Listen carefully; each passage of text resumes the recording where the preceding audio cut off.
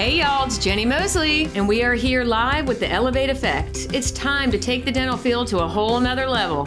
Fly with me, folks. Let's get real and let's get uncomfortable. All right. Hey y'all, welcome. As promised, we are doing Elevate Effect differently, and welcome to the Riki and Jenni show. Welcome. You know, we've had this long relationship.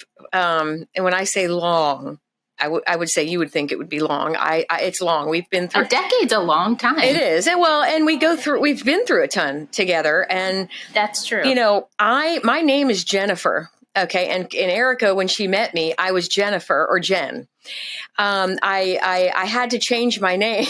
I was forced to change my name because there was somebody that didn't want me to have Jennifer. So I became Jenni. And then so when Erika started to work back with me, she had to start getting used to calling me Jenni. Now my nieces and nephews call me that. So it kind of became normal. But now that we're doing this thing together, we thought, you know what? Let's just not be Erika and Jen. Let's be a Riki and Jenni. So here we are, it's a folks. Whole new vibe. Totally vibe. Totally new. And what we would love to do is bring you guys somewhat of a sense of life journey, how to be in not so normal dentistry, but have fun, try to enjoy it, try to be powerful in it, try to have a life in it, how to get to that point. And so we would like to take Riki and Jenni together and inspire those folks that, want to, be a part of something great. And it's just not easy, and do it in a way that's motivating. And we'll talk about life stuff. We'll talk about things that we've been through. We're both very open and honest. We're not afraid to tell you anything. We're not afraid to be uncomfortable. We're not afraid to be embarrassed for your sake to learn.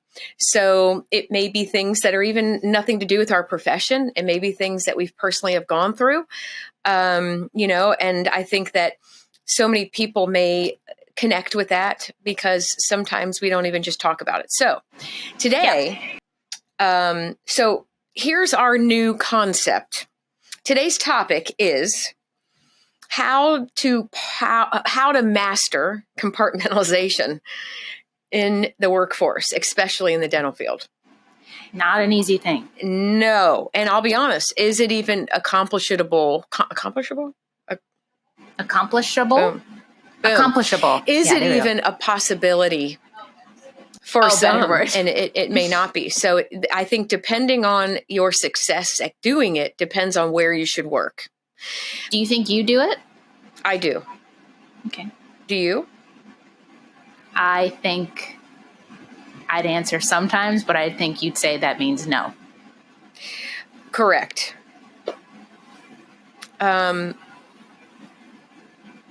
Yes. Should we? Could you say I could 80% do it? No. Let me answer that in a second. Sure. So who are you, Erika? Who am I? I'm sorry, Riki. Who are you, Riki?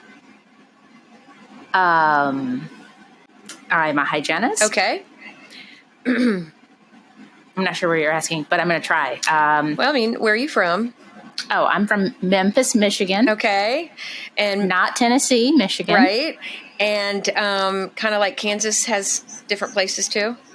Yeah. Kansas City? It's kind of like one of those towns that didn't have a stoplight. It had a blinking red.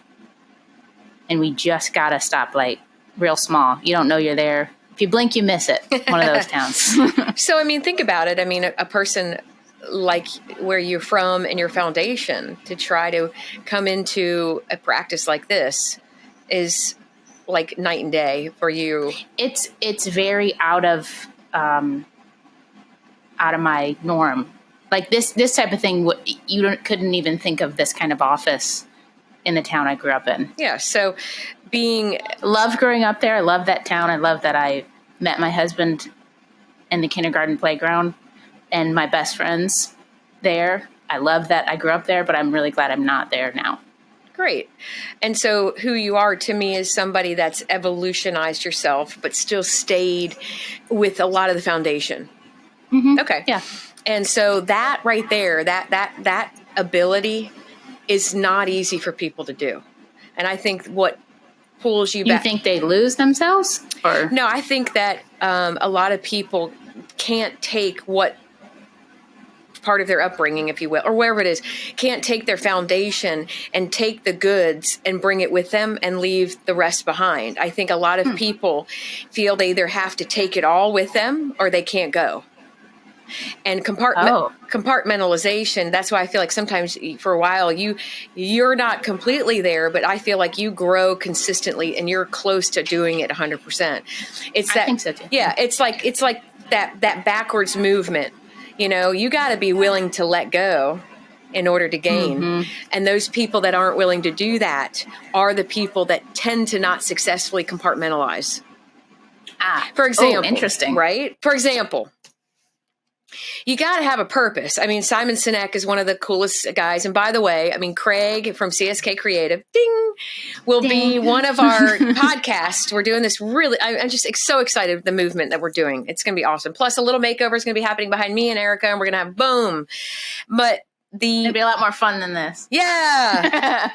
But Craig and I are going to be talking a lot about how we utilize mentors and speakers and people that have, it's silly that why we don't do it. People that have become successful through hardships and they share it and we want to learn through it. Simon Sinek, obviously everyone knows. And, he has an incredible speech about, what's your why. And it's like, it's so powerful. And I think that to me, and again, I mean, I somebody could obviously, debate me, which I would love. But to me, compartmentalization is the ability to understand that you got to have different whys in where you are. And some people tend to think that, like, for example, you're in your car and you're driving, you're a parent, let's say. Your kid's crying, calling you on the phone, I want to stay home. There's nothing wrong with them. And you've got to be like a parent.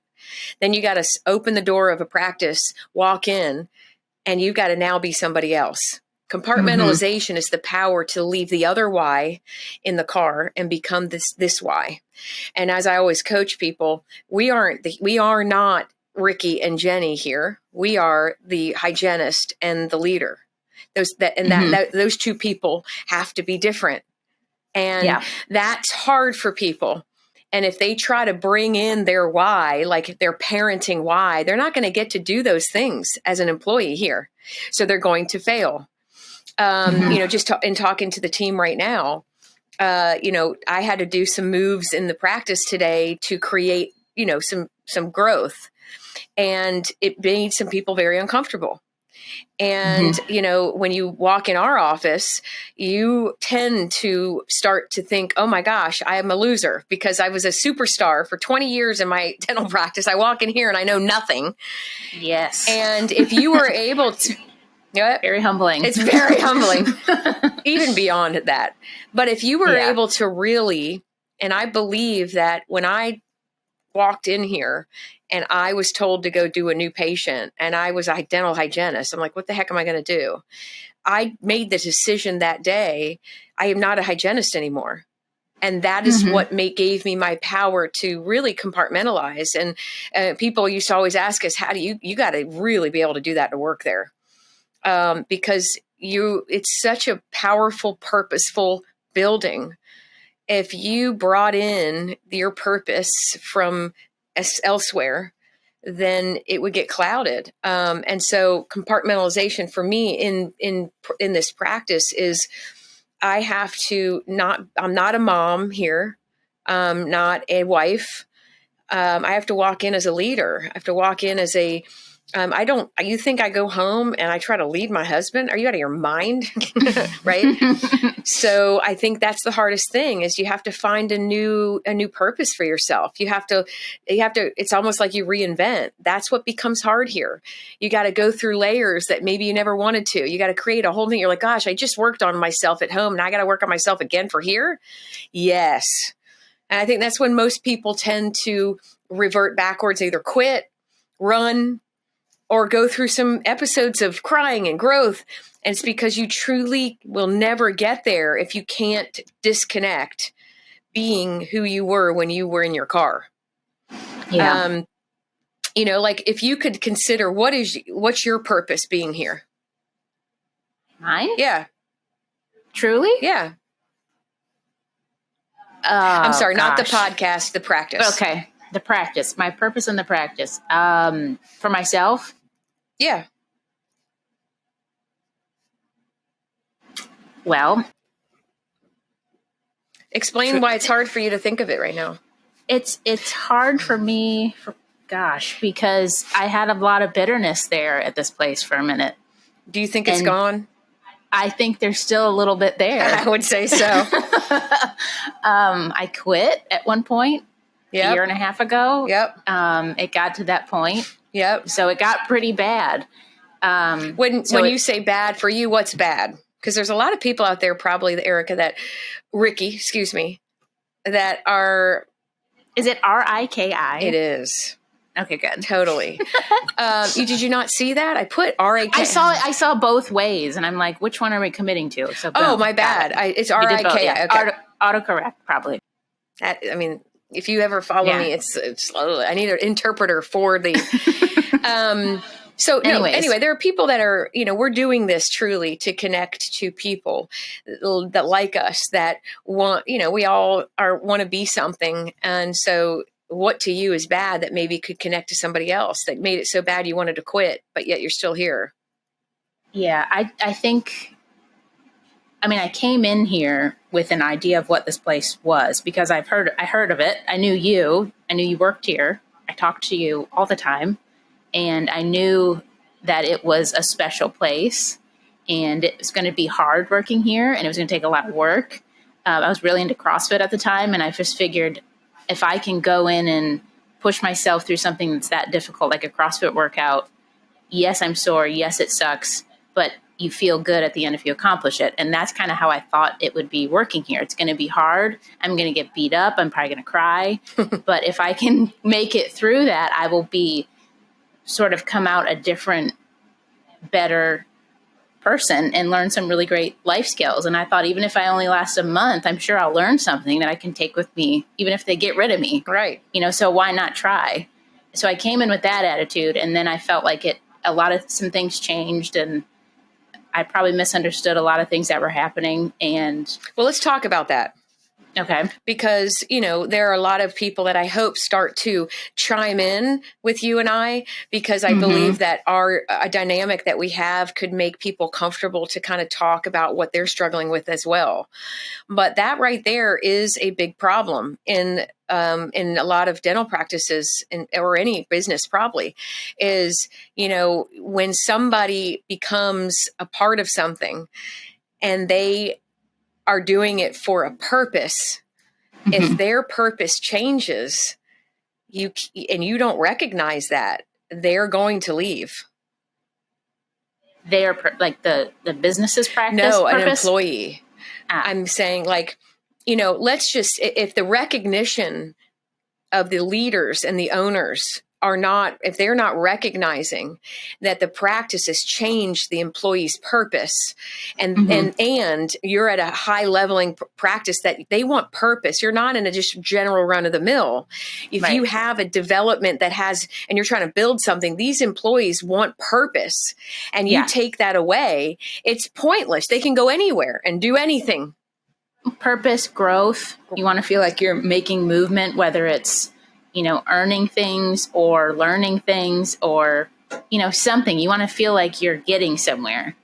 I think most people who want to be in a place like this, you don't want to just go in and go through the motions and make it through the day and then leave. You want to feel like you're, I don't know, moving the dial forward in some way, whatever way that is. Well, I think that your backwards motion of the compartmentalizing and the parts that when you aren't able to be as successful in it is because of what I just said. It's lack of purpose and why as to what it is you're doing. And so then it's like, what's the point? What's the point? And so again, the power of creating your purpose is you are an employee, like a lot of people, in my opinion, that you work for somebody. And when you work for somebody, you expect things from somebody you work with. workforce, excuse me. Yeah. And most people do. I mean, I was hired to do a job, and you are my boss, and now I'm expecting you to be my boss. Yeah. And I'm expecting you to lead in some way. Yes. You just do. I mean, yeah. So what would you tell people as now, but you're still here? And so people are probably going, yeah, I want to quit. I feel like there's no purpose. I mean, how did you, what changed? Not that even if it did or didn't, or is what's in the works of changing, like what has given you a chance to maybe see that it could work in a different way? I think you moved a lot of things around in the office. You changed structure of things. You changed meetings. You changed the focus of what we talk about. As much as you can control that. I think you've controlled it. Sometimes you can't, but. Okay, so let everybody listen. Everything she said, every sentence, the word in there that was powerful was change. Mm-hmm. Everything that comes of greatness requires change. And what happens, I think, in the lack of being able to compartmentalize is the days become the same. Yeah. So you lose purpose. You know, when things just become, but yet a higher expectation is required, or this is required, but everything else is just like this. There's lack of motivation. Yeah. You know what I mean?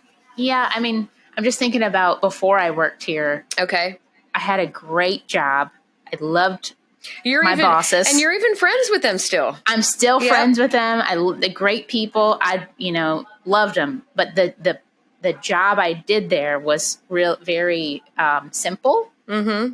I guess is a word. And there wasn't push. There wasn't challenge. It was just, I'm glad you're coming every day and able to see people for me. So my focus and all my energy went into my personal life rather than most of the focus and energy going to trying to excel my career. Because I'm like, well, that is what it is. And it's as good as it's going to be. So I'll just get through that day and then hurry up and get home so I can go work out and figure this other stuff out. And maybe I was going to go back to school, and I was thinking about getting my master's because I was like, I need something to push me because this place isn't. Right.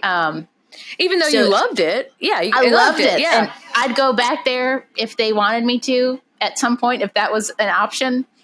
Not that I'm going to, but like I'd work with them any day, but it's far and a lot of other things. But there just wasn't that kind of push there. And they don't want that. They want a different kind of office. Right. But it's proof, it's proof in the fact of, like, if you look up the definition of compartmentalize, it says divide into sections. Mm-hmm. And it's powerful because if you're able to divide your life into sections, as the Elevate Effect wants to do, we want to focus and help people really have a spiritual, physical, emotional, mental, professional, like, powerhouse inside of you. All of them. All of them. I just got chills. Not just one. Not just one. Oh, all of them. Yeah. You have to be able to have purpose in each one of those. Yes. And if you do not, then that you are literally not compartmentalizing. You're taking them all and putting them into one. Like, you're going to basically take your job and put it into the other one. Like you're going to give that the purpose over here because you don't have any here. Yeah. And you're not going to ever be happy. Never. Moving them around like that, because it's like you're trying to fill that void with something else. And if you double up on, I was working out more than I ever worked out, which isn't still that much. but it was consistent. It was consistent. But, putting extra energy into that still didn't make me feel good about where I was professionally. Right. Because I didn't have that there, but I had the ability to move it around, but I still didn't feel satisfied. Yeah, so it's kind of like, okay, you have somebody who, wants to grow, and she needs change to grow. So give her change, give her the challenge, but also if it's not as challenging because we do it a long time, then feed where she feels purpose. It's like, and I think that's the shift of two things. To be a team member in this kind of practice, It's if you can't really, if you don't have the ability to kind of leave your killer self out in the car and become killer self inside, it ain't gonna work. And, like you got to be able to go, okay, I suck in here now, but I want to become a killer self in here. If you can't do that, then it ain't going to work. You can't go out there and be killer and think you're going to walk in here. It has to have a separate person. Remember, spiritual, professional, mental, physical, they're all separate.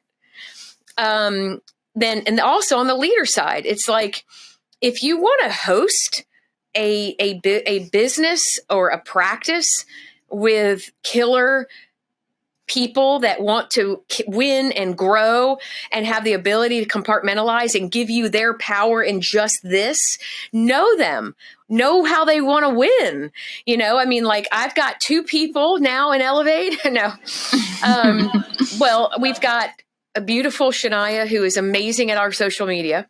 Yes. We have a beautiful team of CSK Creative who Craig and Keeley. And then we have, and then Ryan Reeves, who owns this practice with me, is very helpful in giving a dental perspective. Mm-hmm. And that's great. But really, Bree, Erika, and I run this gig. And I have recognized that the least amount of people I have and really catering to what they need to do to win is getting us to be where we need to be. And that was huge. That's why I wanted to do this with Riki first today. I love that. I can't wait till Caroline calls you that. It's got to sink in. It's got to sink in. It's sink in. I think the more I do it, it'll sink in, but we can't call it, you can't call it outside of this. No, it's only now. Riki. Oh. Is that compartmentalization? Totally. Boom. Like I want to get you a charm or something. Okay. Like a name tag? Okay, no. Okay. But, it's like I've got one employee who wants to overwork, and I've got one employee who really wants to do, and she's very solely focused on when she's working to work because that's where her power. And then when she does this, she wants to do that.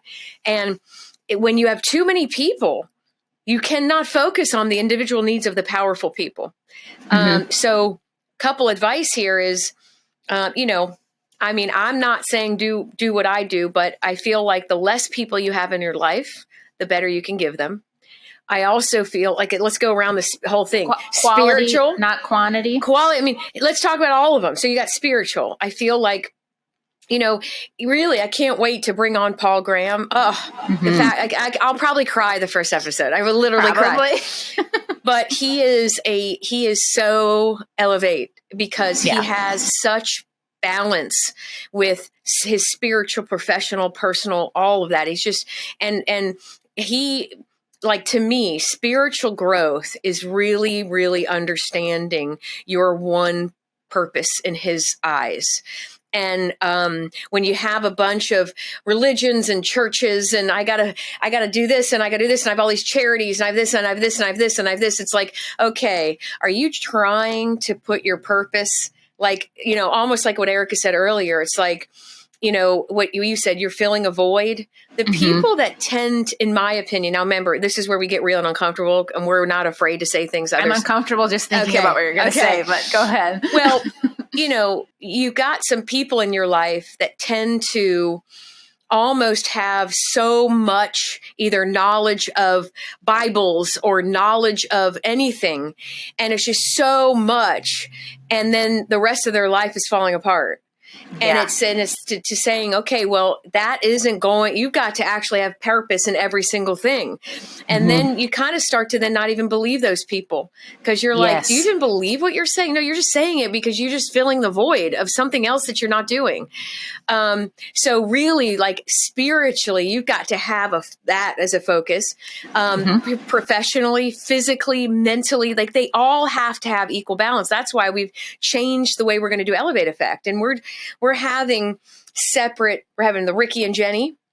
And that's just more about more about life journey. And we'll probably talk about all of them together because we're not afraid. Paul and I are going to really focus more on how to have that spiritual connection to your personal branding. So it's personal development connected to your professional development, connected to your spiritual development. And then Craig and I are going to actually really, this I'm excited for because, he's the only one, like when I would bring up different coaches and mentors, he's truly the only one who will literally go read what I said. And then he'll come back and go, oh my gosh. And so he's just as pumped as you. Totally ridiculously, obnoxiously pumped. And then of course, because we are in the field and a lot of people want to know how and what we do, Ryan and I will bring together the scenarios in the practice. But, as I've explained to him, he's not as comfortable being uncomfortable with some information. So if there's ever anything that we feel that we want to discuss, Riki and I will do it because we're not afraid. Go through it. Yeah. But anyway, we really wanted to open it up with that because Elevate Effect is an effect. It will have an effect on you if you let it. And we are working very hard to change our vision in Elevate is to change the life of anyone we encounter, even if it's a small piece. And even sometimes it's negative, but if we change them, whatever, but because that can happen. So just really quickly, because I know we're almost done, but if somebody's listening and they think, oh, I'm so good at compartmentalizing. I know I do this. Like I might've thought when you first met me, and the reason I think I'm so good is because when I go to work, I don't talk about my personal life. Okay. What would you say to them? Well, I just said it in a meeting earlier. Let's see if this is what you're asking. So talking about your personal life should be part of it. Compartmentalizing is sectioning out your purpose.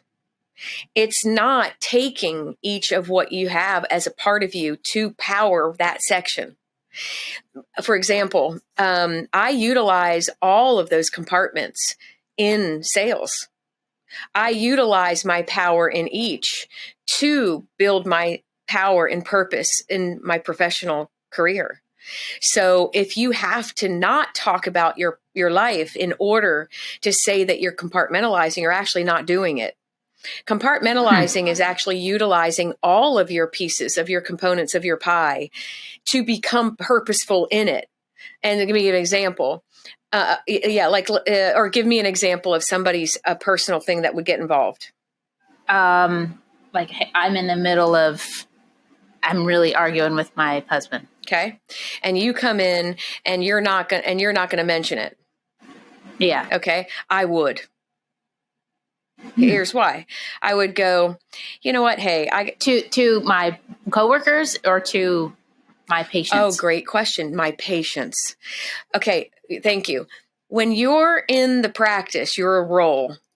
Mm-hmm. That's the difference. If you guys want to have a camaraderie, you do it like you see patients from, let's say, 8 to 2. From 8 to 2, you're patient driven. That's your purpose. That's the compartmentalizing. The 7, that's a great point. The 7. I think people think we're both irritated, don't want to talk to anybody because people come in my room, want to talk to me, and I'm just staring at my computer because I'm not in the zone to talk about personal. Not that I don't care. It's just not the time. Well, and that is where you thrive in pushing to compartmentalize. You're trying. The person coming to you can't yet. Okay. So like the time from 7 to 8 and then 2 to 5, that's the time where somebody is able to kind of go, oh my God, my husband, man, he's killing me. In the room, you look at somebody and go, hey, I'll be honest with you. Here's the thing. I am in a rough patch at home. So if I am anywhere outside, if you're thinking I'm not focused on you for anything, I am working hard to actually not be thinking about it. But if you got any advice, you can tell me. And so the reason that because you're being, go ahead. Well, you're being real. You're being you. Being real. Yes. You're not faking is not compartmentalizing. Faking is using each department for power. And so by talking about it, you actually are releasing it. If you can talk about it to a stranger and admit that you aren't perfect, your life isn't perfect, and you have, you got all the money in the world and you have sex all the time and you're beautiful and you have no cellulite and no fat, like you're perfect, right? Then that's ridiculous. And the compartmentalizing is you might recognize the minute you say it to the first patient, you almost forgot about it. Yeah. Because you've That's now a good released point. it. You talk about it with your friends at the work office, they're going to go, yeah, mine too. Yeah. You know, the patient is not going to bicker in with you. They're going to squash it. That's the beauty of you using it. Compartmentalize, divide it into sections. If you need to get rid of it to the power of your other purpose. Mm-hmm. Yeah. Yeah. Sorry. I get a little obnoxious. I think that's a great point. And I'm thinking so many things of What happens to you all day. what happens See, to me all guys, day. nobody wants to come into my office. They're scared. I don't know why. And so they go and bother Erika. And I don't mean bother as a negative, but they go and stand there. And I think they're looking for support or whatever from you. And I don't think they realize, and maybe they'll listen to this, that we truly walk the walk. I mean, when we power out from, when we're in that zone. And if you're talking to me about personal stuff in that zone, I'm noticing that you are not in your purpose. You're not in it. Yeah. You're not in your why. You're not in your purpose. You're not in it. If I heard you at the end of the day and you go, hey, I actually told a patient today about my problem at home, and it was pretty awesome. They gave me advice. Now that is using it for purpose. Now, guess what? They might have given you advice where you then go home and you're a different person for it. You literally just got through the power of dividing it into the proper sections. Your brain is so interesting because I think it's a little effed up.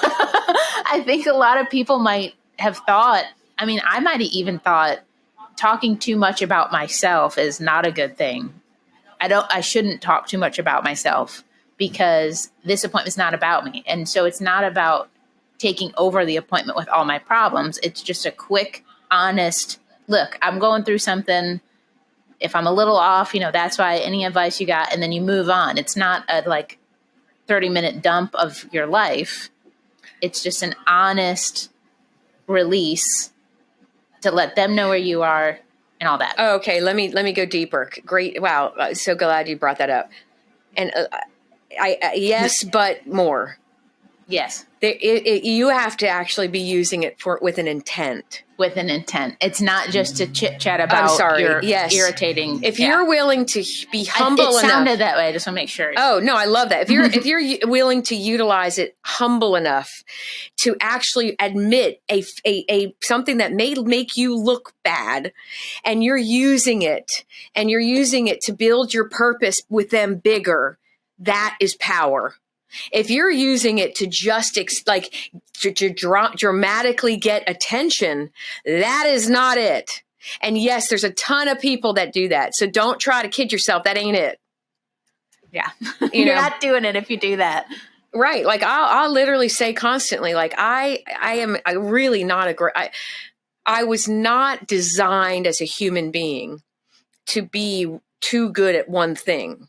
I was designed as a human being to just take little pieces and sections. And I truly believe that he gave me a gift finally to have a child, but it doesn't mean that I was given the gift to know how to be a mother. There's two different things to me.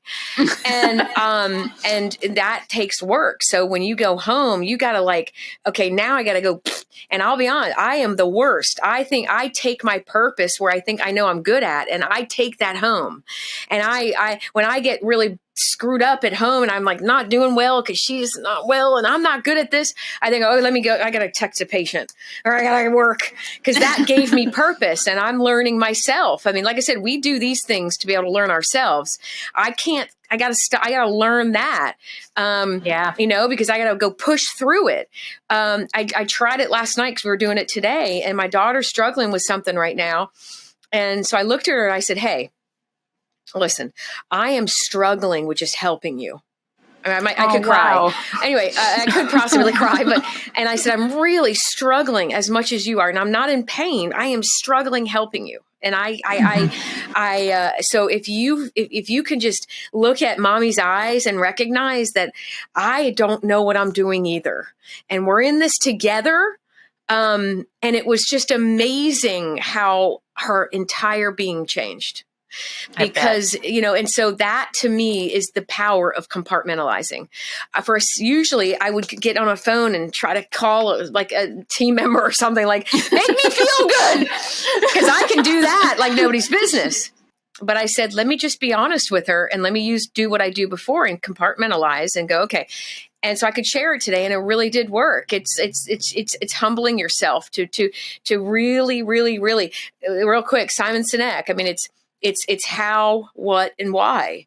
And, it's really crucial that you do that with every section. And I hope that you find that you fly with us, and you fly high with us, because we're going to get real. We're going to get uncomfortable. We're going to get so deep in all these components, and we're bringing on cool people. And because our purpose is to change the life of anybody we can. And so come on, guys, come with us, fly with us. Let's get real. Let's get uncomfortable. Riki and Jenni here, folks. Deuces. Deuces.